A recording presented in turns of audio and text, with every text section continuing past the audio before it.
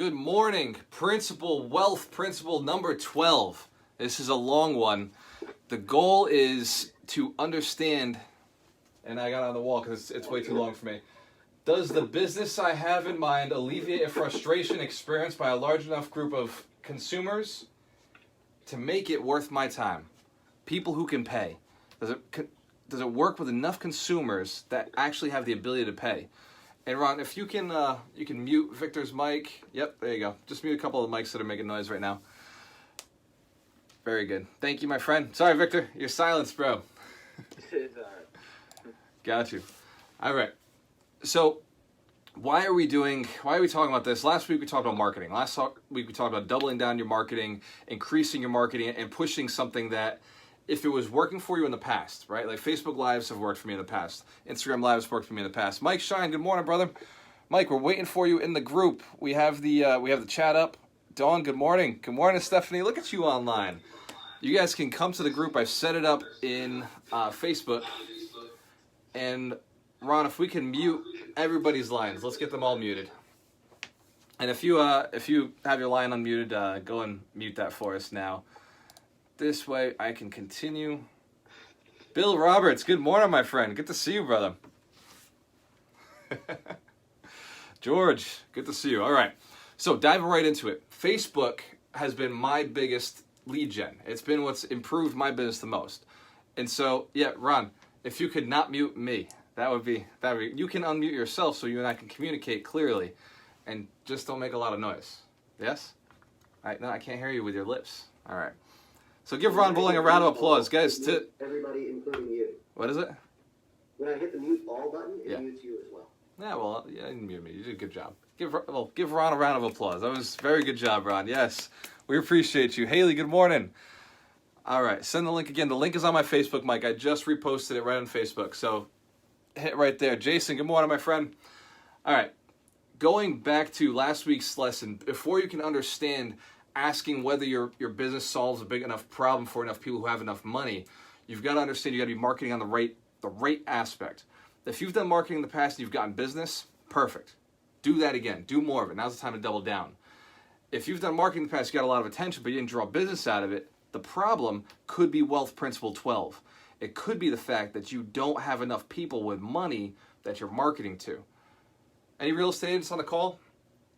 And here's how raising hands work in Zoom. I didn't talk about this yet. You actually put your hand up to the microphone, up to your camera. This way I can actually see it. If you raise your hand, I don't really see it. So if you put your hand up, there you go. That's a raised hand. Very good. Everybody give it a shot. Perfect. Thank you. Give yourselves a round of applause. That is still the same. I just can't hear it, but I can see it. Visually, it's all like you're in the front row. Does that make sense? Yes? Very good. Very good. Excellent. Good morning. Good morning. Now, how do you know if your clients have money? Well, one, they buy, right? Buyers have money. Buyers have two things. One, the desire to purchase, and two, they have the money to do the purchase. If they're not closing with you, either they didn't have the desire or they didn't actually have the funds to do it. Real estate agents on the call. Where are we at? Excellent. Real estate investors on the call. Where are we at? Wholesalers. Where are my wholesalers at? Nice. Very good. So every single one of you has a client. You have two types of clients. You have one where it provides your product and one that provides the purchase of your product. So for example, in real estate, and every one of you is in real estate, the concept is to buy an asset cheap, and the concept is to sell an asset for a lot more. Right? No matter where you are in the purchase and the sales side, if you own something, you hoped that you bought it cheap, and if you're owning something you're ready to sell it, you're hoping that you're selling it for more. Does this make sense? Yes. It's an interactive call. Even though I'm not there in front of you to high five and shake your hands, I still want to see the hands going up because there you go, Chris, you got it. Good morning, Stacy. How are you? Carlos, good to see you, brother. Where's the baby? Roger, good to see you, man. Olivia, how are you? There's George. I love seeing all my people on this call. Jonathan, good to see you, my friend. Good morning. Jessica, there you are. You made it. All right. Mike Shine. I'm waiting for Mike to come in. He's going to talk about the book of the week. And Ron, if you could text Mike and get him in, could you just send him the link? Ron? He was here earlier. He was sitting in the waiting room. He couldn't get in. See if you can tech him through it with your super smart wizard skills. Howard, good morning. All right, Brandon, I saw you on early. I didn't say hi, but I saw you. You too, Ramiro and Ray. Good morning, brother. All right. To find out, you've got to first test. You've got to go and you've got to ask the question. You've got to qualify. Before I take any buyer, and this is going on the real estate agent side, right? Before I take any buyer into a house, I first check their finances. I ask them, hey, have you been pre-approved? Do you have the money? Do you have the funds to go and do this? If you're working with bigger investors, they're not going to get a pre-approval. If they're working commercial, they're going to get something called a letter of intent or a proof of funds. Without that proof of funds or that letter of intent, there's no point in working with that buyer. Does that make sense? Yes? So working in real estate before you've met the client, because we're talking marketing, before you've met the client, you have to know if they have money. How do you know if they have money? Put it in the chat. Any guesses? And the chat is to the right. If you haven't opened it up yet, get it open. This way everybody can see you in there. You're able to communicate with us via the chat. And if you're on Facebook Live or if you're on Instagram Live, I love the waves. Yes, I am waving back. You can write in the chat what you believe is a great way for you to identify if somebody has money. So buyers of real estate, how do you know they have money? Any guesses? They have a Rolex watch, their car, they have a pre-approval, they have good shoes. Excellent. These are great ways for you to know. But here's the deal. You're at your house, right? You're at your house right now. You're marketing. You can't tell what they're driving. You can't tell what their shoes are. You can't tell what their watch is. This is before you've met them. Those are all good pre-qualifiers once you've met them themselves. On the other side, sellers. How do you know a seller is ready to sell? They have to have money to be able to sell. Where do you find out where their money is? A seller. How do you know if a seller would be in a position to sell? They have money. They have the ability to do this transaction. Equity in the house. Yes, very good. Good job, Sam. Equity in the house. That's the answer. The same thing on the buyer's side. It's very obvious. If they're of a certain age, they've likely acquired a certain amount of cash. If they're of a certain age and they have a certain career or they have a certain level of ambition, they've likely acquired a certain level of cash. And so they're a better qualified buyer. With sellers, yes, a pre-approval, appearance doesn't matter. Yes, exactly. Black Swan, what is their problem? Very good, Darina. Rob, take time to have the pre-qualified conversation. Absolutely. These are all real conversations. Now, this is how you, and again, these are going back to how you find them after, how you pre-qual after you've met them. We're talking about marketing. We're talking about before you've ever met this person. How do you identify? Aaron Tatro, good morning, my friend. Good to see you on the call. We're talking about marketing. I know you're great at it. So I'm a sidestep for a little bit. Aaron is easily one of the biggest landlords in Fall River. From what I understand, he's over 300 units last time he and I talked. And he's just a marketing machine. He sends out so many mailers to the right target audience. He sends them out to the right people who he knows have a desire to sell. And that makes sense when you're looking to buy properties. Does that make sense, guys? Yes? Carlos, good morning, my friend. Good to see you. Very good. And for those of you who are not putting your hands up to the camera, I assume you're taking vigorous notes. Mitch, good morning, my friend. Good to see you. Sherry, great. Scott, you're the man. Waving to everybody. All right. Now, that's the seller's side. The seller's where all the money is. We don't have a transaction until the seller has decided to sell something. In real estate, unless that seller has decided, committed to the sale, we don't have a transaction to have. When we're marketing, we have to come up with different ways. New ways to market that are going to work in today's market. The mailers have always worked for us in the past. True, yes. But they're also the most expensive form of marketing. They truly are. They're the most expensive form of marketing. They still work. But there are other forms of marketing. There are other ways to connect with people that are thinking outside the box. Just sending a mail to somebody's house and saying, hey, look, I want to buy real estate. It's a good start, right? But everybody's doing it. How do you separate from everybody else? And I don't have Mike on the call, so I'm going to have to jump into this without you, Mike. I'm gonna give the book of the week. Ron, are you having a conversation with Mike right now? You able to get him on? I can't hear you. Is he on the call? Mike Shine, where are you, my friend? We need to see your camera so I can switch over to you. There he is, unmuted. Mike, what is the book of the week? Yeah, so great. So A Whole New Mind, recommended Mike Walter. Unfortunately, I don't have my computers up, but it's a distinction between left brain thinking and right brain thinking, and how in the past industrial age left brain thinkers would rule the world with all the technical stuff, but since all that stuff's been since sent to outsourced to places like Asia, it's the people, the right brain, the creative thinkers who will rule the roost. So that's the book of the week, and it's amazing. And that's, thank you, Mike. Give Mike a round of applause. He can't see it, he can't hear it, but he can see it. Yes, appreciate you guys. Mike, thank you so much for always providing the book of the week for us. So this book was actually given to me by a buddy of mine, not a real estate investor, and he's a school teacher. He's in the education department, and what he's been using it for is to think outside the box, tying two different things to keep the children engaged, keep them moving. What I've used it for is how to create a marketing campaign that makes your sellers want to work for you, that makes them advocates, makes them go out and hunt for other people's properties for you, right? Creating a marketing campaign that really draws business in so that you don't have to work as hard. Does that sound like something you'd be interested in doing? Yeah, Mitch Durfee's on Facebook Live, and he's trying to get to the Zoom call right now. But what Mitch said is mailers work 3% of the time. Would you buy a car that only worked 3% of the time? Somebody's mic. All right. We got Mike Shine. I'm keeping an eye on you, bro. So would you buy a car that only worked 3% of the time? The answer is no, right? All right, we're going to have to mute you, Mike. I like you too much, but you're shut off. Sorry, brother.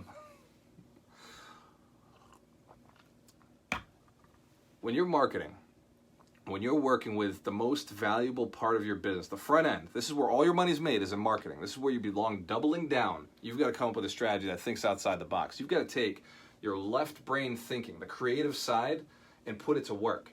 As a real estate investor, you're always thinking money. This is the deal. I want this type of house. They got to be desperate. They got to be motivated. They got to move with me. I've moved people to sell a property to me just by being 100% authentic and a little creative with what they want. Thinking outside the box, creating something a little different. Your marketing campaign can't be the same. If you're hitting them with just mailers, you're missing out. You've got to start getting onto the online. You've got to start making the phone calls. You've got to start using text. If you're not using text, you're missing out. If you're just relying on mailing, who uses MailChimp right now? And MailChimp is effective. We do use it. Good morning, Melanie. How are you? Yes. MailChimp's effective, but you only get an open rate of about 11%. 10 to 11%. And that's if you're creating good quality content. My open rate for the way I buy property is 50%, 38 to 50%. So I must be doing something different. Does that make sense? Yes. My text response rate is 80%. 80% when the industry is 35%. So I must be doing something right. Yes? I have a very interested audience. I have people that I know exactly what they want, and I market to them completely differently. Completely differently. Where are the wholesalers at? Put your hands up if you're wholesaling. You would go and sell somebody else's property. 1, 2, 3, 4, 5, Howie, 6, 7, Ray, Victor, 8, Stacy, got you. Mario, yes, that's right. There's a bunch of you on the call. I'm looking to start a wholesaling course again. We did this a while back, and it's just going to be wholesalers, how to find us property. Landlords on the call, we want more property, right? You've got to shift, wholesalers, you've got to shift who you've been marketing to, because single-family buyers don't have the money right now. The single-family flip guys, they're pulling back. The market has changed. If you're not shifting your audience and using the creativity of looking at your audience and saying, who has my money, right? One of the other wealth principles we talked about.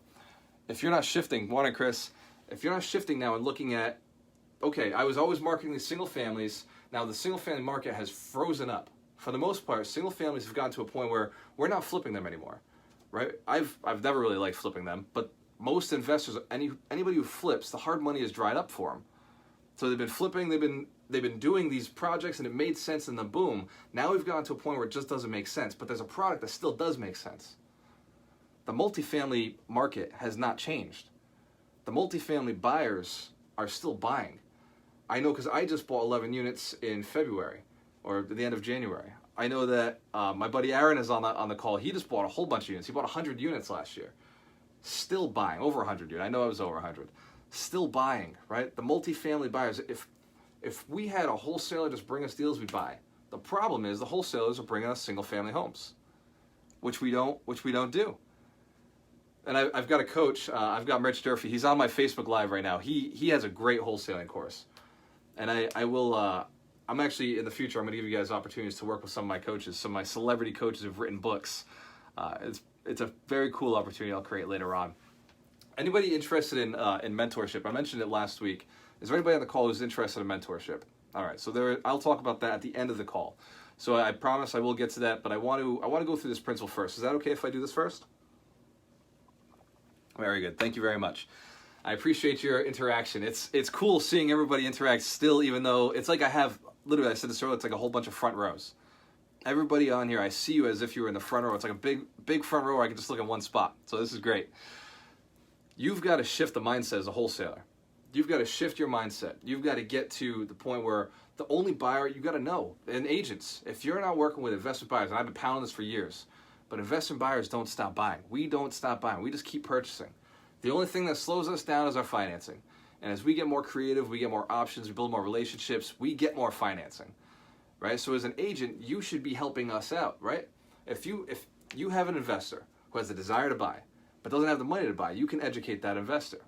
My wholesalers, every single one of you has the opportunity to buy the property that you're wholesaling. The only reason you wholesale is because you don't know how to do the deal. Does that make sense? Because if you knew how to get the money, you would buy the property, right? If money was free to you, you'd be like, yep, I'm in, I'm buying it. Not even a question. This makes sense. Yes, we agree? Cool. So there's a lot of creative ways. The $1 million of property I just bought, I bought with no money down. Right? Technically, I put $28,000 in, and then right afterwards, I pulled that money right back out. So we had it back in our pocket within a month. So we're into a $1 million purchase, but it was a $3 million piece of real estate, or maybe it was a $2.4 million piece of real estate. Depends on how the 3 bedrooms get evaluated. We haven't done them yet.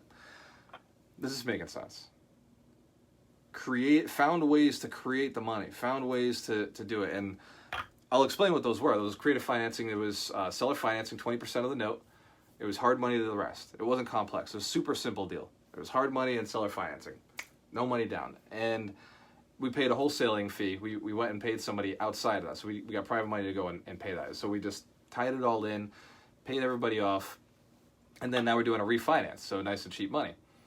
So wholesalers, don't think that this is like, oh, I got to get rid of everything. You're only getting rid of stuff because the deals don't make sense, right? You're only getting rid of things because the money wasn't there for you, like mentally. But the investor who bought it from you had the money. Yes? They knew the money game. They had, and it's not always cash. We're not always running around with a bunch of cash in our pockets, right? Like some of us are just carrying fake stacks, right? Like some of us, it's like, hey, we got the money, no worries, but we'll do all the deals with you. Feng Shui, you've got to get some of this. If you don't have prop money in your house, trying to visualize like what you're building, then do what I did in the beginning. Go and get like dollar bills, right? Get $100 ones, and then take a $100 bill and put it in the front, and a $100 bill and put it in the back. Put a little elastic around it. Yeah, I know. I see you laughing, but that worked for me, right? I did that, and I stacked up one, and it was only $300, really, the stack, but it looked like $1,000. This making sense? And then I'd stack up another one, and I'd stack up another one, and these are $10,000 looking stacks, right? So as I kept growing it, it started feeling more real. And before you knew it, I had 5 of these little stacks in my house, right? And then I had 100 of them little stacks. Ron's got the gold bar. I see it. Yep. Absolutely, brother. And I kept stacking these up. And before I knew it, I had $100,000 actual. It was in the bank. I didn't keep it cash. But that was how I built my first net worth. That was how I got to the $100,000 net worth. Was by going and visualizing that I had it, visualizing that this was something I was building. You've got to get a whole new mind when you're operating. You got to think differently. You got to think completely different from what you've been thinking. And the other book, sorry, Mike, I'm going to go a little ahead here, is Contagious. You've got to create a contagious marketing campaign, something that markets for you, something that's literally, people who see your mailers want to tell other people about your mailers. People who see your emails want to tell other people about your emails. People who see your Facebook posts are sharing it out everywhere. You've got to think outside the box. You can't think, hey, I'm just buying property. You've got to start changing things, because this is your opportunity. Everybody is home right now. Everybody is home right now. Everybody is scared right now. The sellers are nervous. They're concerned. The people who are going to sell to you are in a bad situation. The people who are not going to sell to you are doing fucking fine, right? Perfect. Leave them alone. I mean, let them know you're there so that they can work for you. Don't let a single contact become a waste, right? If you met somebody, you took all the time to go and mail them, to call them, to text them, to email them, to drop a ringless voicemail drop. If you spent all this time marketing and you meet them and they're not willing to sell, that's not the end of the conversation. That's somebody you can build to become an advocate for you. How do you get their numbers? Good question, Mitch. You can go to DataZap, you can go to Fiverr, you can have somebody do it, white pages. Everybody knows how to get phone numbers, how to, what is it called? Skip trace. So skip tracing. So Mike, you can just Google skip tracing, or you can go right to Fiverr and ask, build a list and send that list over to Fiverr. And lists you can build on listsource.com, you can build them on datazap.com. If you have a local realtor, any one of my team members will build you a list as long as it's smaller than 500. And the reason I suggest staying under 500 is because, one, it's easier for us because MLS breaks it up into 500 increments. And the other side is you're not going to be able to contact 500 people effectively. The average person can only remember 250 names, 250 faces. And for emotional conversations, you want to be in a place where you don't want to be wholesaling all of New England, all of Massachusetts. You want to be wholesaling one particular market. If you're an investor and you're looking to buy property, you're not buying all over the state. Don't market all over the state. You're buying in one city. This way you can buy a whole bunch really quickly. It's scalable, multifamily wise. Like you can get one property manager that can manage everything all in one city. Right? I've got a lot of landlords on the call, and I know they're invested very locally, right? And Aaron's as big as I know, right? Well, one of the biggest I know. There's a couple of guys in Rhode Island who have 1,000 units. So Aaron, you got to catch up. And I'm sure you know who they are. So it's what they've done too is they're in city, and then they just explode in those cities, and then they move to another city and they explode in that city. Once you've capped out what you can do, but as a beginning investor, one market, you find a couple of buyers, a couple of clients who have money, right? It starts with finding the right people, the right buyers who have money. A buyer, it's easy to tell. They've already been buying, right? New buyers, if you're a real estate agent, yes, your moral, ethical duty is to train new investors. I believe you pay it forward. Keep training new investors so they can buy their first 3-family, buy their first 4-family, move into it, change their lives, get out of paying rent. Right now you can buy. I don't care if you pay market value. If you're renting, buy a multifamily because you're going to live rent-free. You buy a 3 or a 4 right now, you're going to be rent-free.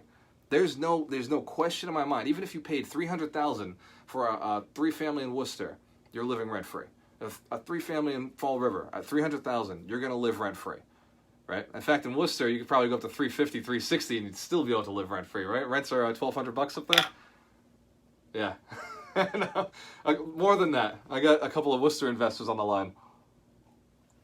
I appreciate you guys. Thank you, Mitch. Thank you, Dorina. So, knowing that, like, if you own nothing, I'm dead serious. If you own nothing, get something, no question, right? A multifamily, not a single family. A multifamily is going to pay your bills. It's going to keep you going. That's right. I see you, Steph. I love all the money in the house. It's feng shui. So you've got to find the buyer first, right? Like Aaron Tatro, all day. That's a buyer. He's somebody in Fall River who will buy a lot of property, right? If you don't have his contact me. I'll make sure if it's a good deal, I'll send it his way. If I can't buy it, of course, I want the opportunity. And Aaron wants the opportunity as well. If you're finding buyers in markets, then choose your market. If you don't have a buyer picked as a wholesaler, if you haven't found a buyer, why are you shopping? Does that make sense? If you don't have somebody to buy the product, why are you shopping for it? Right? You've got to sell a product that alleviates somebody's pain point. Right? Investors, we have money sitting and we have a desire for more cash flow. That's our pain point. It's like stressful for us, right? Me and Ron are doing a refinance right now, and $1 million is coming back into our hands. $1 million. What the fuck do we do with it? right? The only play I know is buy real estate, make more money, increase income, get another $1 million, right? Without you working, without you finding, like, I love paying wholesaling deals, wholesaling fees. We just paid 10 grand, right? I love it. No big deal. Like that's what makes me excited is I'm paying my investors, I'm paying my wholesalers, training you guys. In fact, I love seeing you buy the properties, right? The reason we bought this deal was just a little too big for our buddies. There's Mitch. Hey, welcome back, brother. Glad you're in. Rent demand before pandemic was super strong. Did Facebook ad and got blown up. Potential renters get qualified. Great point, Walter. Reverse engineer it. Find the buyers, then find the what they want to buy. Exactly. 100%. Hey, Walter. Good to see you, brother. 100%. Reverse engineer. Find who has your money and then go hunt for them. This is how I've built my business. First, I find the people who have the money, and I tell them, what are you looking for? Right? I've had to shift my niche. I've had to adjust. I've had to change things based on where the money was, not based on what I wanted to do. We've all heard of broke artists, right? Broke artists? Yeah, with the mentality of an artist who just doesn't make money. Do you know why? Bill, good morning. The reason is because they're painting for themselves, right? They're creating art for themselves.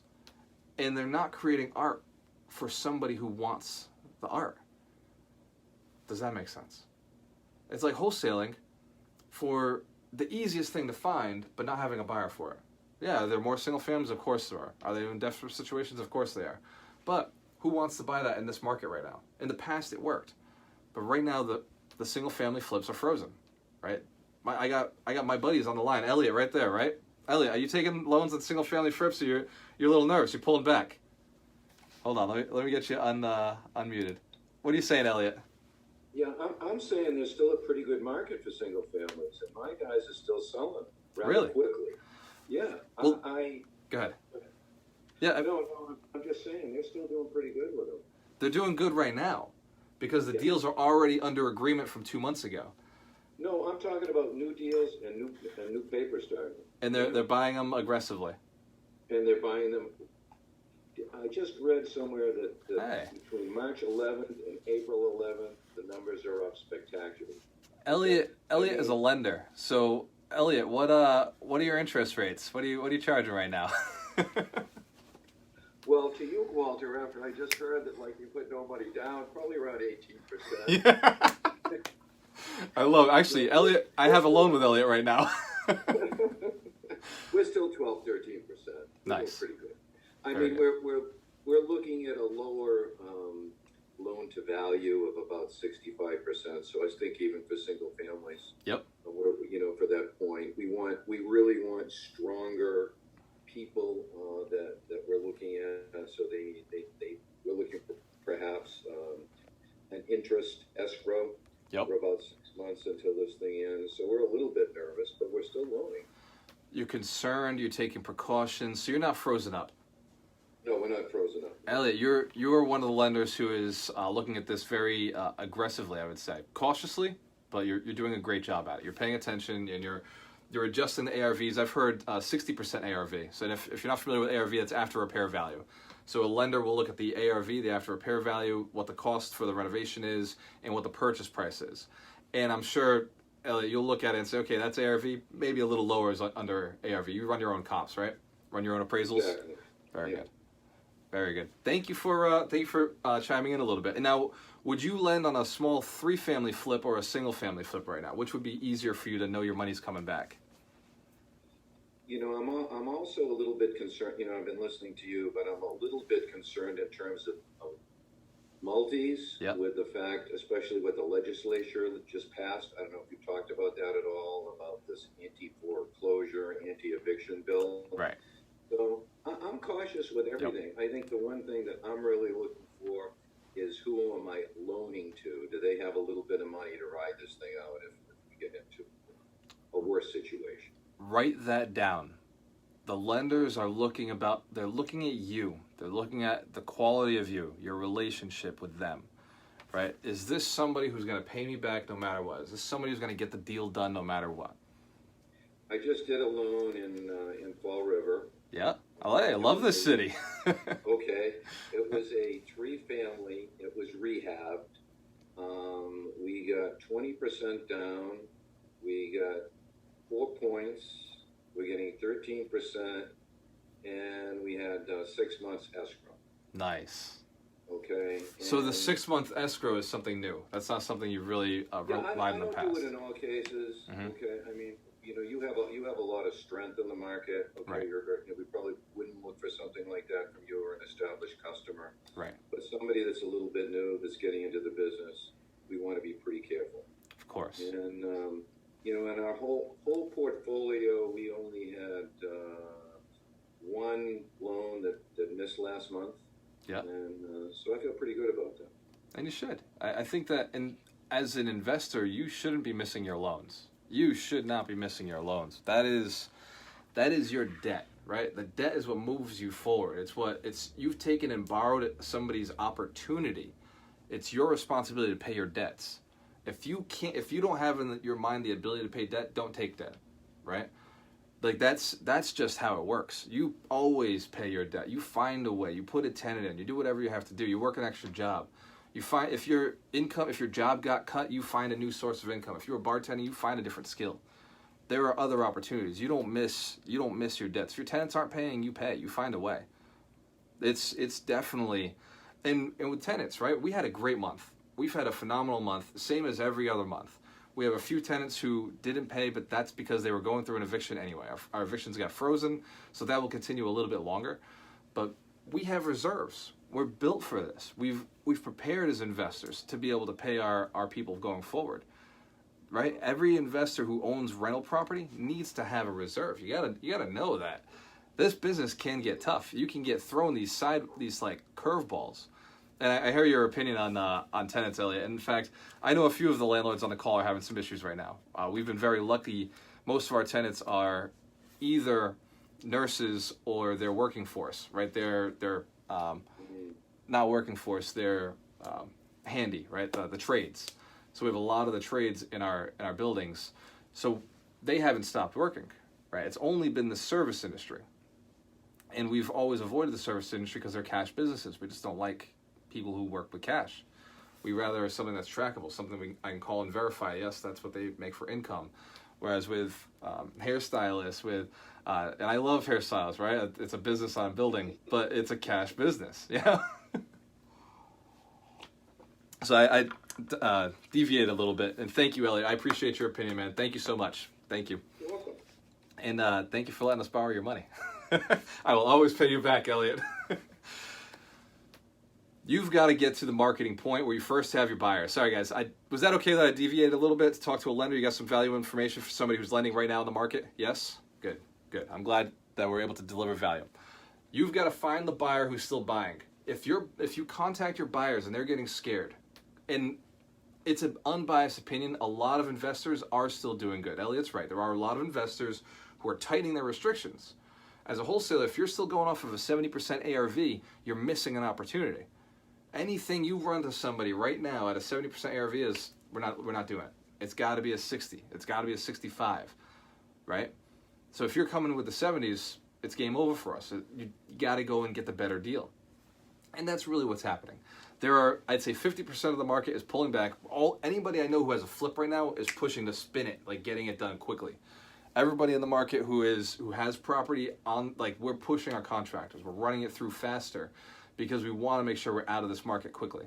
We're just paying attention. We're seeing what's going on the flip side. But on the hold side, we don't care. We're still buying inventory. We want more. We want to take more on. We know that the sellers are going to be desperate. Landlords right now, especially the ones that Elliot's talking about, the ones that don't really know how to manage their tenants, don't have good, strong relationships with their tenants. Like their tenants are going to take an opportunity to take them out right now, right? Especially if it's a new acquisition. Like those landlords are going to, if you don't build a relationship with your tenants really quickly. Is there anybody on the call who just bought something? Who just recently bought property? In the last 3-6 months? No? Okay. Yes, Carlos? Those are probably your worst tenants right now, right? I'll mute you. Carlos is a fun guy. Go ahead, Carlos. What did you just buy? It's worth selling now because I already cleaned it out. Okay. So my building that took over, I had to evict 4 tenants in one building. Yeah. Well, and you have a good property When it manager. was done, Yeah. When it was done, it's all stable now. Nice. And your property manager is the same as my property manager. I know she builds relationships quickly. She's awesome. I had the previous one you had would destroy my portfolio. Don't say their name. Please I'm don't not say gonna their say name. I'm just saying. All right. You have as a management company, you have to keep an eye on them because even though you're hands off, Yep. you have to manage the management company. Yes.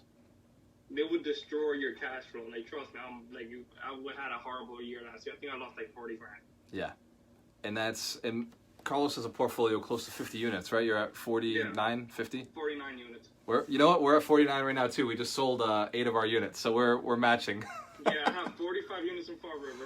Yep. I have one in Randolph, a single family. I like my singles. Mhm. So because my tenants pay for everything. They In pay Rand- for water, landscaping, everything. You bought them so well so long ago that it's okay, and it's in Randolph. Rents went up, and your price stayed the same. So. No, I closed 2 of them in November. Oh no way. I closed in Holbrook, 2 singles. I live in one of them and I rented the other one. But I'm getting $3 grand rent. Hold on, you're living in Holbrook? Yeah. Good for you, man. And then I have my vacation rental in Florida where I was Yep. living there and I had to move out because of management. So if you're not familiar with Massachusetts, like the south north shore of that area, like Holbrook is not, it's not like the nicest, right? It's also not the worst, but it's it's not Fall River, but You get it's decent price. And but you can get a decent price. You can still invest in Holbrook. You can do like some one good of deals. mine I bought for $350. Yep. I probably spent like $8K and it's rented for $3,100. Nice. The mortgage is like $2 grand Yep. for everything, and the tenant covers their water, landscaping, snow removal, all Wow. the utilities. Single families can work in certain markets. It really is. But you bought that. What is the actual market price of that house? What is that worth? Market price now that they're renovated, probably $410. 410. So you got a decent deal. Yeah, it's not an awesome deal, but it cash flows. Right. Like I have up here, I have some cash flow property in case my Fall River units go berserk. Because you know how that is. Oh, please. Trust me, Carlos, you're going to see your portfolio do much better. The manager you have has been taking care of us for a while. She's awesome. Yeah. She has been doing a great job for us, and she's really turned our portfolio around. We had the same manager before. That's why, and don't ask me who they are. I will not talk bad about anybody. But we had the same property manager previously, and we were looking at our numbers saying, what the fuck is going on? Like, this is a good portfolio. We were managing it. It was going great. This manager, it's like suddenly everything turned around. And so we were like, what is this? And it was when we finally switched managers. We said, we got to switch. And Becky came in and she was like, yeah, the first thing I'm doing is that's going away, that's going away, that's going away. Better customer service, going out, meeting your tenants, building the relationships, making sure they feel comfortable with you. And then we're going to go in, we're going to do some rent increases. We're going to adjust some of these expenses. And it's like she's on the property every single month. Every single month. And the issue is also what happens is with the previous management we had, the tenants will bring up complaints about things that are going wrong, but then they won't fix it. And then it wouldn't get fixed. Right. So you have to keep your tenants happy. Yeah. They're the You have to customer. pay your rent. Like it's the way it works. Your tenants have to be happy. When they're happy, they pay their rent. Yeah. So if you have disgruntled tenants because you don't fix none of their issues, Right. you're going to stop paying rent. Right. Oh, good question, Ryan. So, hey, Carlos, before I cut you off here, I want to make sure. Are you still buying right now? Would you still buy real estate right now in this market? I will buy right now, but I have everything on pause because I'm trying to stabilize my units. Right. So you just I got most of my units I got last year. I got what? Yeah. 23 units last year.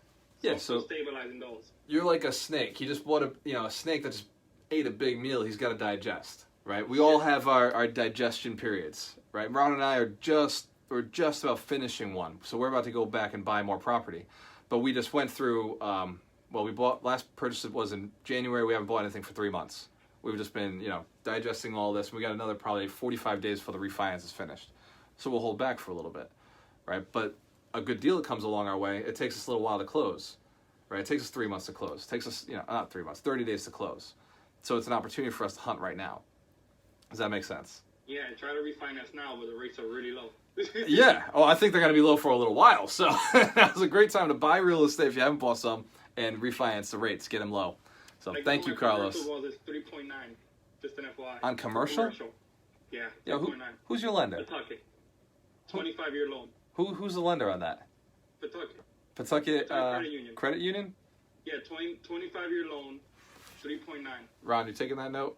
Pawtucket Credit Union. All right, Carlos. If you could just text me your banker's information. Got you. Thank you, bud. I appreciate you. Give Carlos a round of applause. Thank you very much, my friend. Very good.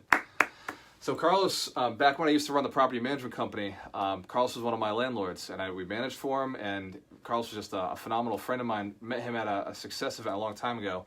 And actually, no, I met Carlos Bello. I met his partner at a Success event. And then I got connected because we were working on a deal together in Brockton. The deal fell apart, but I kept good friendships, right? Good relationships. And that has made such a big difference in my life, and I know Carlos's life. We've worked together a lot on a lot of different things. So going back to it, you got to find the buyers, right? You got to find the right buyer, and you get a nice pool of buyers. Pick a target city, pick a target area, find the buyers, find the marketing campaigns that are still working. Elliot knows buyers who are still buying single families. These are the bigger guys, right, Elliot? Yes? They're consistent guys. The smaller ones are concerned right now. The new guys, there are rookies coming in, but Elliot's concerned to lend to rookies, right? Oh, I'll bring you on for a sec. What are you saying, Elliot? I said there are no newbies, no rookies. We're Gone. cautious, right? Not just from, and they're not even out looking. They're gone. And the rookies are the ones who pay the most for property, right? Absolutely. Those are the ones that the wholesalers make the most off of, yes? Thank you, Elliot. Appreciate you, brother. So that's what we're getting at, is the big pool of everybody wants to invest in single families and flips, wiped out. Now the big guys they're a machine, they do what they do, they'll always continue. If you've got those relationships, keep working with them. If you don't have those relationships, it's time to get them. Does your client, because if you're a wholesaler and you don't have an end buyer, you're in trouble, right? I just had a buddy of mine go out and have this amazing deal. It was 11 years, $750,000. He was going around marketing it. He didn't have a buyer when he started. I was his buyer, but it wasn't low enough for me, right? Eventually, I ended up buying it, but we got the price down to $600,000. I got the $600,000 for 11 units. I was interested, and he got his wholesale fee. So sometimes the buyer, the product isn't right for them. But it's better to have a buyer already lined up than a product that isn't right for anybody. Not have the buyer, not have a place to put the product. Does that make sense? So before you go and you start marketing, find your buyers first. Your first work is go and get your buyers list. Chris, good to see you, man. Good to see you. You too, Ryan. Pleasure, man. I see you in the red sweater. Yep, there you are. Building the buyers list. How do we do it? Anybody know how to do the buyers list? Yes. So one way to do it is you can go to recently sold. You go to the recently sold in MLS, and you can start pulling those documents. Go to your real estate agent, ask them to pull it for you. But you find the recently solds who's actually been closing deals. You can call your real estate attorneys and ask who's closing deals, and they'll know whether that person's looking to buy more or less, right? The real estate attorneys are really, really connected with the community of investors because they have to have that relationship. They're the ones closing the deals for them, doing all the documents. So right now it's a lot. It's a lot. We're building a wholesaling training course. We're going to help the wholesalers find us more deals. Also, Ron has been working very hard and diligently on building the website for mentorship. So I have never in the past coached. In the past, I've always, because to me, coaching was one-on-one. It was one-on-one, we were going to do it, and I'd have to do it every single week, and I always said, I'm not doing it. I want to build millionaires. I've changed my strategy to just getting myself rich and buying a lot of property to building millionaires. Has anybody seen the slogan, 100 millionaires? So that's what I'm working on right now. Because I've made good money. We've gotten to the point where the portfolio buys itself. We have our wholesalers bringing us property, and we're moving, and we know our pauses, we know our digestion period, and it's what do you do with your life after this? Like once you've done okay, how do you move to the next level, right? I want to be a billionaire, right? It's on my board back here. I have it written down. The path to get to the $1 billion. Right? You start with $1 billion, you work your way to $500 million to $250 million, you keep working your way down until you find wherever you're at net worth-wise. Net worth is at 2.4, so I know I got 10 years left to get to the $1 billion. Does that make sense? Simple math. I do the same thing with my students. We're talking about $1 million. To build my 100 millionaires, we start with the $1 million, then we go to $500,000. I have it right here.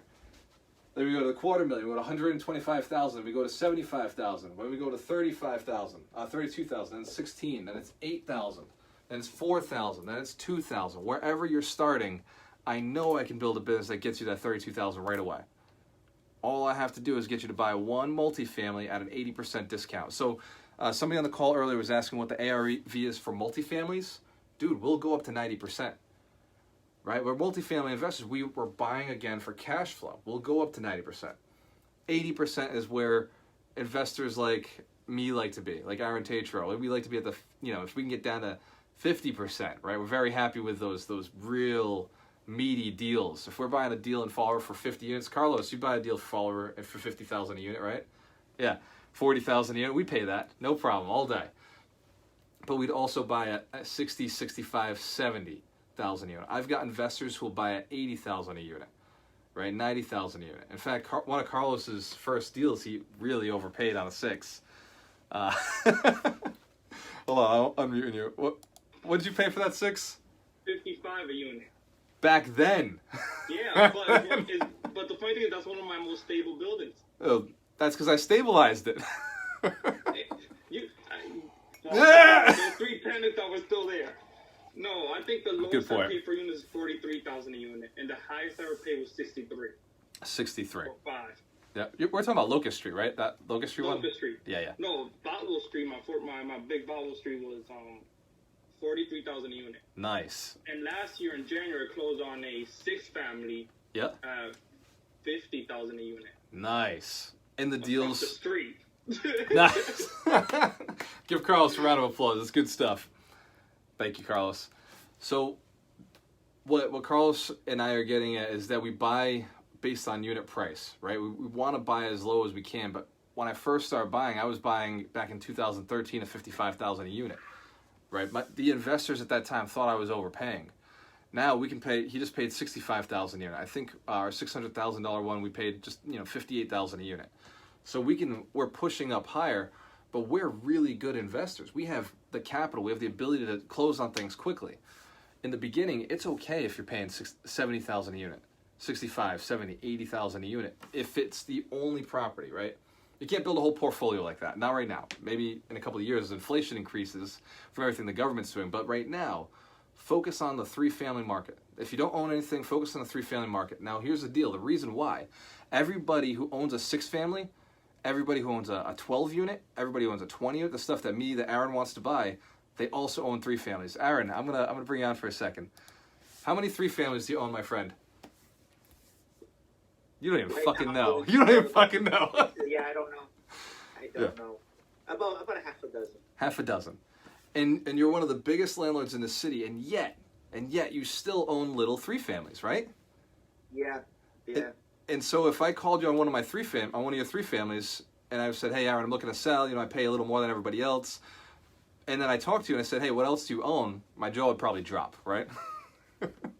Well, it's just built up over years. I know, and I've met you, and we talked every so often, and you've I just want to say you've done an amazing job building your portfolio and investing in the city that you live in.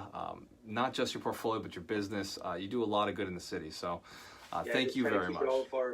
Yeah, keep it local, right? And you mentioned that at the beginning. That's been the key to your success. You stay local, right? Yep. And 100. Right, Aaron. How many units do you have right now? Do you know? I don't keep track of it like that. I think it's a little over 400. 400 now. Amazing. Yeah, because we have a ton of vacancies because we're rehabbing everything. Right. Trying to make it we're trying to bring this, bring the value, bring the level of living up. Yes, and that's what you've always done. I remember talking to you 2 years ago. You said, "Nope, I fix them. I go in, we fix them right away. We put good tenants in." You have some of the best tenants in the city, right? The ones that you've renovated, the ones that you've moved up. Yep, and some of them will flip. If the right investor comes, you'll get these Boston guys will come and they'll give you crazy money for them. You just have to let them go and keep moving. That's right. And for Aaron, he's not trying to let him go. He wants the cash flow. He's buying them because he's got another business that runs really well, and he's buying. But any investor at any point is willing to sell for the right price. If a Boston investor comes down and says, "Hey, Aaron, you got a 3-family, a 6-family. What are you looking to sell?" Aaron will move the portfolio to make more money. He's a business person. Yeah, because all you're going to do is reinvest it into the community anyway, and you're leaving a property behind that's rehabbed that's going to give a high quality of living. Exactly. Just keep it moving. Dude. give Aaron a round of applause. That's exactly what it is. We talk about that all the time. Is every property I've bought fixed, it was like 3-family, I moved to a 6. I cleaned up that community, right? The market I started, and you cleaned it up. you've made it better. And you've left it to the next investor, somebody on this call, right? Somebody on this call is looking for a turnkey property. The rents are already strong. The management's been put in place. That's the sort of thing you'd like to buy, right? Your first property? Yes? Go ahead. Go ahead, Aaron. Yep. And when you're selling at a premium price, and you leave them with, like you just mentioned, a high rent, they're not going to drag the rents down in the city. Exactly. Because you left them with a premium price, premium building, and it keeps the value up. That's exactly. They have to get that rent. They have to do what it takes to market to get that rent. They have to keep fixing the building to get that rent. So when we pull out as investors, we're leaving behind an opportunity for somebody else to go to the next level. Mm-hmm. Very good. Give Aaron a round of applause. Thank you so much for what you do, brother. I appreciate having you in the city with us. You're amazing. You're welcome. Glad to be here. Thank you. These are the people we're working with, guys. Like, don't think of the big landlords as mean or aggressive or scary or negative. Like, the investors who are investing in our cities are positive people. The people who get as big as Aaron's gotten are good people, right? They're taking care of each other. They're thinking always, how do I improve? How do I improve? How do I improve the city? How do I leave this better than it was, right? And I was talking about the mentorship program. Is anybody interested in hearing about the mentorship program, what we're doing? Yes. Excellent.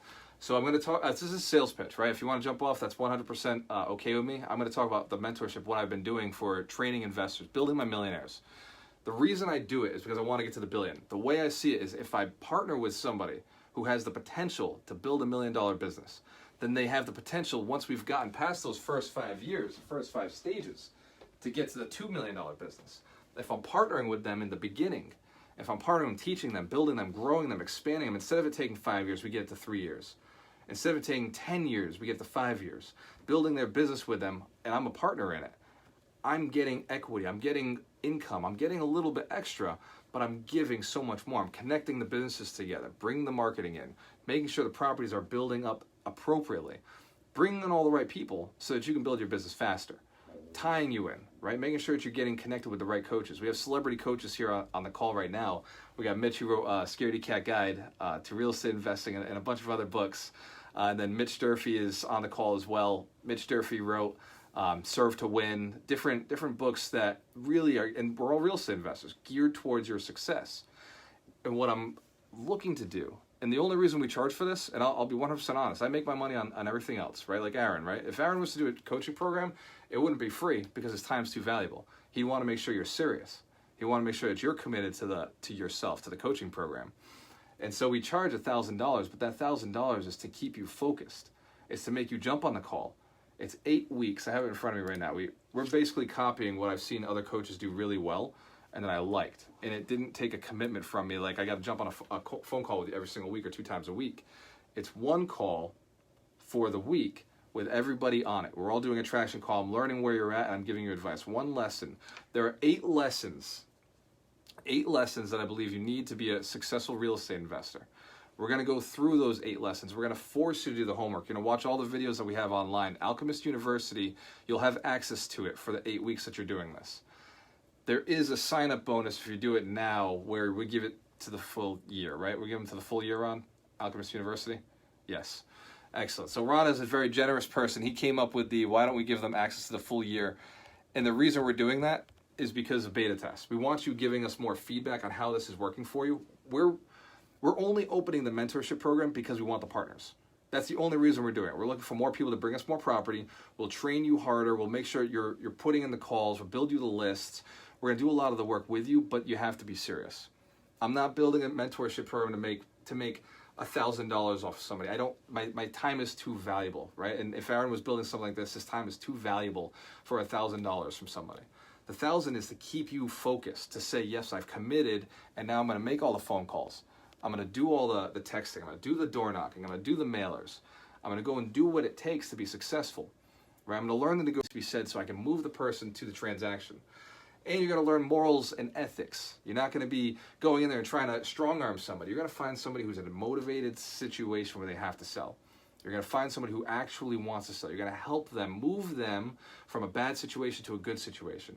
You're going to take somebody who needs to sell, they're desperate, need the money, put them into a position where now they can go Section 8, they can live like a king or a queen and live their rest of their lives out. We're not talking about young people, and taking advantage of young people. We're talking about 70-year-old people, 65, 70, 80-year-old people who are in desperate situations, who just need somebody to come in and take care of their property for them, just want to know that the next generation is going to do a good job, better than what they've been doing over the last 5-10 years, because these investors are letting their properties go, especially people who lived there, right? Lived there in the home themselves. They've been struggling, seeing the pain of the roof is leaking, the mold is building, the property's not taking care of itself, or the tenants are taking advantage of them. The tenants are still at $400 a month rent, and they're taking advantage of them, and they don't know what to do. And now with COVID happening, and now the tenants aren't paying entirely, and now they're on their Social Security, they're only making $700-800 a month, they can barely pay their bills.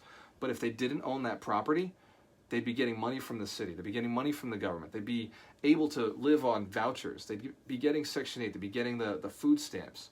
They'd be living a much better life if they didn't own the property that isn't even paying them. And they're not able to take care of the property. When something breaks, they're out there using duct tape. It's not that they don't want to do better. It's that they just don't have the ability anymore. They've lost their jobs. They've lost their ability to work years ago, and they were living on a fixed income when their spouse passed away, and they didn't have the money to continue. This situation's been occurring for a long time. I'm not talking about going out to people who it would be taking advantage of. I'm talking about finding truly motivated sellers. Does this make sense? We're going to teach you how to do this the right way, to build a business that goes forward and pays it forward. To be like Aaron Tatro, right? Who's fixing properties, going through, he's making cash flow the whole time. He's fixing the city. As he goes through, he leaves a shiny building behind him, making the building better, making the city better, and changing entire blocks. When you get to the level that Aaron's playing, you can change entire blocks, right? My first block is, if you go and look it up, Slater Street, Stewart Street, North Thunderwood, it's a block, right? I bought 5 or 6 houses in that block, and I thought I was building an empire. That's what I thought I was going to stay. And then as you grow in this game, you realize, you know what, I can sell these, I can buy and fix other areas. So I sold a 3-family to buy a 10-family, sold a 3-family to buy a 6-family. Expand the portfolio, keep growing it. What you think you want right now, when I started, I thought I wanted 40 units. I thought it was going to take me 10 years, I was going to get 40 units, and that would be the end. Let me help you think a little bigger. Let me help you get beyond what your current mindset is. We're at 49 units, and it's like child's play. We know we could be at 100 units. I look at what Aaron's done, and I know if I just follow the steps, if I just follow what he's done, he's been doing it for a long time. If I just follow the steps, follow success, I'll be where he's at. And he'll gladly, he has no problem with it, right? I'm going to put Aaron back on. Aaron, you have no problem if I buy your property at a good price, and you're buying bigger properties, right? I'm always trying to buy bigger. That's right. Right, if you there's all kinds of. How do you answer all these little comments that are at the bottom of this thing? So Ron should be responding back to those. Those are actually I haven't been looking at it, but at the end of this, I will offer an opportunity to answer all the questions. And Aaron, are they asking you questions, Aaron, directly? Yeah, I didn't know how to answer them. Oh, so right at the bottom of your screen, are you on your phone? Yeah, I'm on my cell phone. So I'll let you answer right now. You can just go verbally and answer it now. I didn't see the question. I saw Aaron. That's all I saw. I was watching you. That's okay. So keep going. Sorry to interrupt. Absolutely. No, thank you, bro. I appreciate you. And so, Aaron, if I offered Aaron an opportunity in, say, Florida, right, a 400,000 unit, 400 unit building for, let's say, 20 million, right? 400 units, that's 50,000 a unit. And average rent is $1,000. You'd move on that tomorrow, right? Tomorrow. Tomorrow. I'd hesitate though because it's in Florida and new I market. Have to find a crew out there. But yes, I do. Right. And at some point, you'll want to move your family down there. Once you've done all your work here at Fall River, at some point when you're in your 60s, 70s, 80s, you don't know where you're going to go. You may stay here, or you may say, you know what, I've done my work here. It's time for me to go somewhere else. And that could be a path, right? Yeah. No, I do have a house in Florida. So, we already know that. So this isn't a maybe. It's a work in progress. Work in progress. Yeah.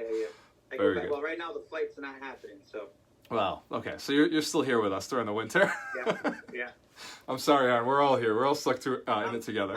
I can only go down there for about 5-6 days at a time. I miss Fall River. I have to come back. Dude, me and you are cut from the same cloth, man. Yeah. Nothing better when you see the Braga Bridge. You hit the Braga Bridge, you feel the apartment buildings. Like, oh, it feels good to be home. You get the chill. It's like, Yeah. that's you know that's your city, and you know you're building it, and they're taking care of you, supporting you. Yeah, I love my city. Hell yeah. Dude, I say the same thing. Give Aaron a round of applause, guys. I love having landlords like him in the city with us. Thank you. Very good. Thanks for having me. Of course. I've been texting Aaron that we're doing these events for a long time. I've been like, dude, like come on in. I'd love to have him talk. I'd love to have him speak. Who would like to hear more about Aaron, his story, and how he built himself? Yes. You see those hands, brother? You got a valuable story. I'm gonna text you after this.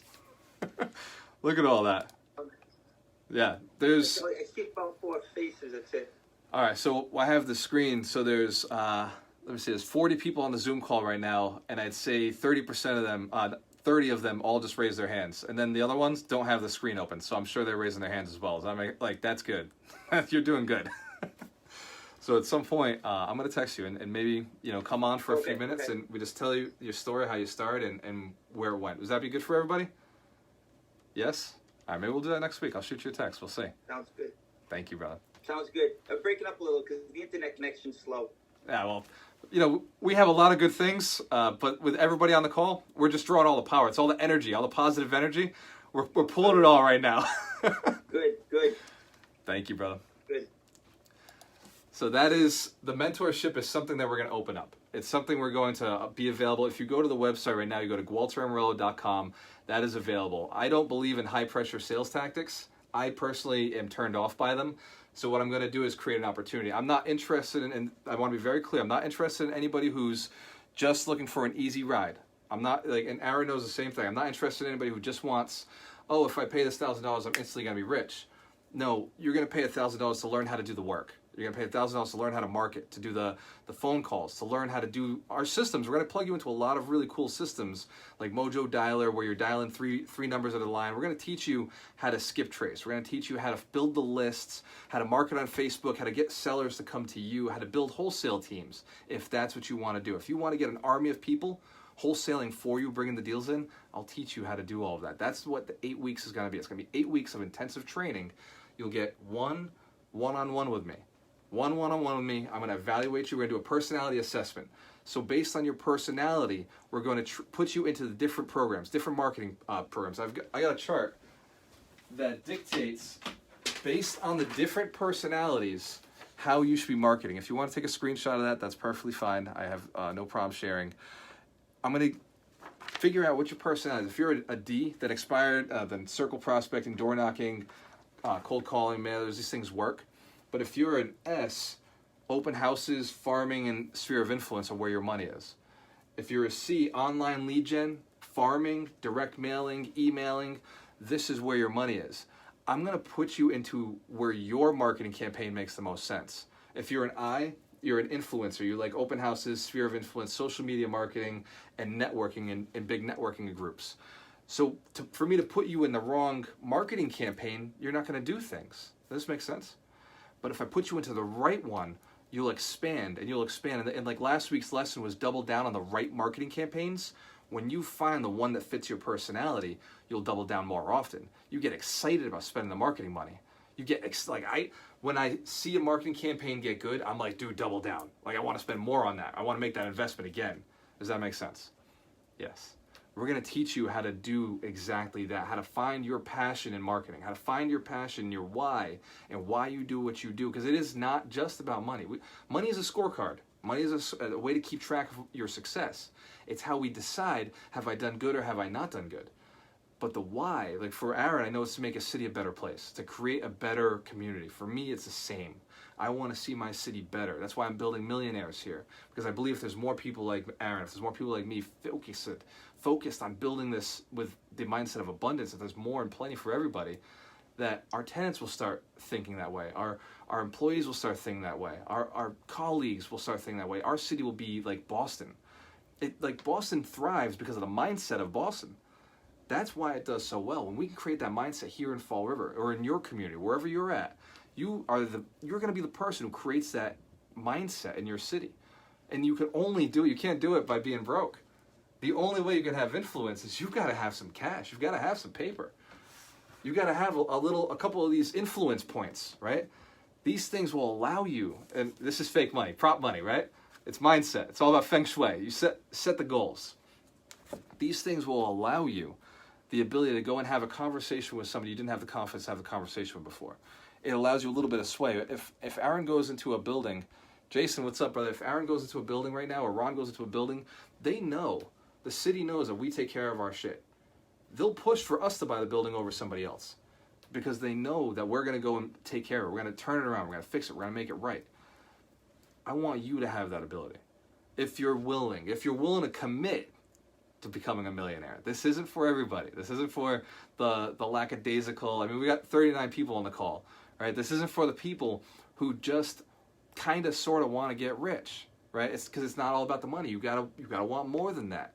I mean, the money makes life fun, right? Aaron's got a house in Florida, right? I like to travel. I go to Vegas a lot. I go to Florida a lot. I love education. I've paid $85,000 to coaches and training because I just love being pushed. I love getting to the next level. However you invest your money once you've made it, it's your choice, right? I want you to spend your money however makes you happy. I invest in myself because it gets me excited. I invest in my marketing. I invest in my companies. I invest in my properties. Aaron does the same. I know he does. He invests in his people. I know people who've worked for him before, and they say he's just amazing, right? He's built them up, and he's built an amazing business by being an amazing person. Does that make sense? The only people I want to work with in this program are good people. The only people I want to work with going forward are people who are going to add value to the community, who are going to add value to themselves, they're going to add value to their families. Those are the people we're looking to attract. So do not sign up if you're not willing to commit to yourself. I'll commit to you. I swear to God, if you tell me you want to be a millionaire and you put $1,000 on it and you show up to the calls, I will do whatever it takes to get you there. I will coach you, I'll push you, I'll call you, we'll do whatever it takes. Where are my students? I got students on the line right now who text me currently, right? Yes, you've gotten texts from me. You text me, I text back. I don't care what time of day it is. You ask me a question, I'm texting you back. That's how it operates. Don't call me, right? Aaron can call me, right? Aaron's a multi-millionaire. He can call me anytime he wants, right? That's a friend that I want that relationship. But as a student who's looking to build, you text me, I will respond. I'm committed to your success, and I want to continue that way. But I want your commitment. The only way I can help you is if you want to help yourself. And if you don't have the $1,000, shoot me a text, right? If there's a way I can help you out, I will. But I just got to know, it's like when we do a deal, right? I had Elliot, one of my lenders, in the line earlier. When we do a deal, they want to see skin in the game. They're not going to give you a house without a little bit of skin in the game. It's the same. If I'm going to give you my time, I want to know that you're in it. I want to know you're committed. I want to know that you want to change your life. Because I want to change everybody's life so drastically. The reason I only put 100 millionaires is because I have found that most people don't want to be millionaires. I've been going through life hunting for millionaires, thinking where's my tribe? Where's my people who just want to give more, who want to be more, who want to create more? Hunting for my tribe. And I found that there's only a few of you out there. There's only a few. It's not, but I don't need a lot. With 100 people, with an army of millionaires looking to better the world, we're going to change things. We don't, the world doesn't have a choice but to see more positivity, to see more abundance, to see more smiles, to see more people treated well. We're going to change things. And I know that genuinely, I speak from my heart, and Ron knows I don't talk about my why too often because it's personal, right? And I used to say, why do I have to share that? But it is. And like Aaron shared, he wants to see his city a better place. I want to see my city a better place. I genuinely do. I was raised here. My family was raised here. They came from Portugal, came here to find the new world, to create opportunity. Both of my grandparents now passed away, but I look up to them, and the mission they left behind was, because I moved away for a while, and they told me, why are you moving? This is the best city. Stay here, make it stronger, make it better, work. And I moved, but after 4 years, I came back. And I was like, this is the only city I want to build in. This is the place I want to build. This is where I want to grow. At some point, when I go to retire, will I go to Florida like I was suggesting Aaron? Of course, right? But until I've done my job here, I'm not going anywhere. And I want to teach you how to do the same in your community. I want you to build. I want you to grow. I want you to change people's lives. Is that okay? Is that okay that I share my mission with you? Thank you for listening. Next week is a new wealth principle. It's going to be talking more about contagious marketing. We're going to be talking more about getting really aggressive about building your business up and taking action now, the steps you can take now. These are wealth principles built based on millionaire success habits, things that have helped me be successful from conversations I've had with people like Aaron. Aaron literally in a couple minute conversation will drop so many bombs, so many valuable tips, principles, insights into his mind. The things he says, he's not saying it for you. He has nothing to prove, right? He told you he's looking to build a city. I've said the same thing. I have people who say all the time, oh yeah, he does, it's a gimmick. I promise you, that's why I'm successful. That's why Aaron's successful. We mean it. We're building our city. We make it a better place. Do we get paid for it? Yes, of course. We get paid very well for it. Does it feel good for us? Of course it does. When our tenants recognize us and they know like we've taken care of them, like yes, we're selfish people. When it comes down to it, when your child hugs you, feels good. Right? When your tenant smiles and says thank you, feels good. When your contractor is thankful for having a job, feels good. When an agent just got the big bonus from selling one of your properties for you and they're happy, it feels good. What we do feels good. I'm not gonna lie. And at this point, we do it more for the good, feel good feeling than the money. Don't get me wrong, the money's there. And it's how we track whether we're doing good or not. Because if it ever goes in the opposite direction, we know we really made a mistake. But for the most part, it's going in the right direction. No matter what happens, we're pushing in the right direction. We're always striving to be better. So any questions? I still have Aaron on the line. Aaron, thank you so much for staying with us this long. I appreciate you, man. Does anybody have questions for Aaron? Ron, let's unmute it. But before I unmute it, let me just ask you for the respect of if there's noise in the background, please mute your phone again. But if you have questions, you can now unmute your mic and feel free to ask me, ask Aaron, and let's ask Aaron first, right? Well, he's still here. Any questions you have for somebody who's built something like this? Go ahead. And thank you, Aaron, for staying on with us, bro. I appreciate you. You're welcome. Aaron, this is Mario. Question, do you have a YouTube channel? Let's know what's the exact name. I am not computer savvy at all. I figured. All right, I didn't see you there. All right. Just too busy investing. That's right. I missed that generation by a few years. I was like in my 30s. I thought I'd be all up on it. Hey, man. I have a question for Aaron. What's considered a good deal for a Say that again, Stacy. Stacy, say that again. What's a good deal for a 3-unit in Fall River, 4 bedrooms? 4 bedrooms each? 4 bedrooms each. Yep, 1 bath. That's rare. That's a 3-unit with 4 bedrooms each. I did sell one just recently, but I'd never seen another one on the market other than the one I sold. Right. No, it's off market. It's off market. It's off market. I sold mine all rehab. I think it was $425. Yeah. But I would say that's top market. If it's not rehab, of course, you have to go quite a bit less than that. And it depends on a couple of things. Your area of the city would make a difference. The lot, how it's set up, and the condition of the building, of course. With the Vestos shingles, only thing that needs to be rehab left. I'll say it again. I lost a little bit of it. It has asbestos shingles, only